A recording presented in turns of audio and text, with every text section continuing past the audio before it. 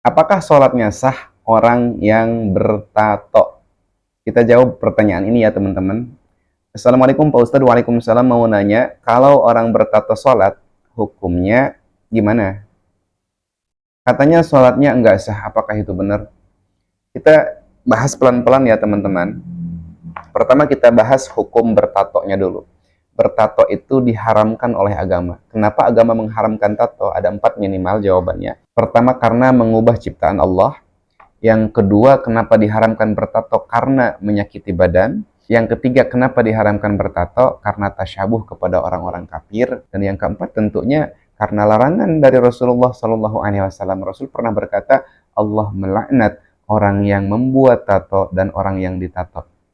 Jadi kesimpulan daripada hukum tato itu, untuk teman-teman yang belum ditato, mohon jangan ditato. Dan untuk teman-teman yang sudah ditato, bertobat kepada Allah, hilangkan tato tersebut. Nggak mesti harus hilang 100%. Ketika kita bertobat kepada Allah, kita mencoba saja menghilangkan tato tersebut, misalnya dengan cara dibakar. Ketika sudah kita coba dengan cara dibakar, kita berniat bertobat kepada Allah untuk menghilangkan tato itu, kemudian terasa panas, sudah berhenti, cukup itu saja.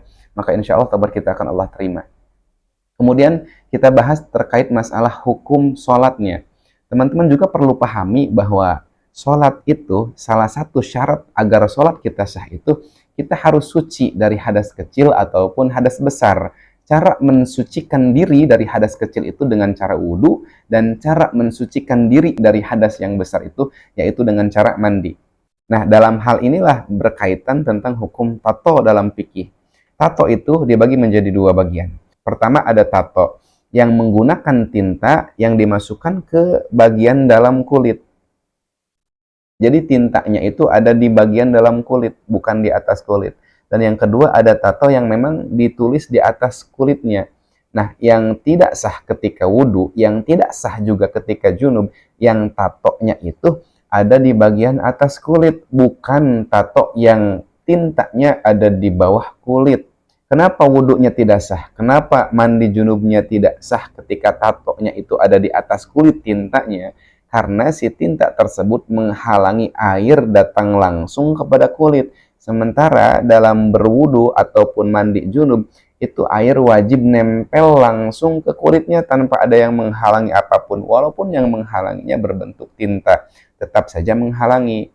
Jadi ada 2 tato, saya ulangi. Tato yang pertama tintanya ada di bawah kulit, tato yang kedua tintanya di atas kulit. Nah, kalau tatonya menggunakan tinta yang ada di atas kulit, maka ketika wudhu, wudhunya tidak sah. Ketika junub, junubnya tidak sah. Kenapa? Karena terhalang oleh tato airnya.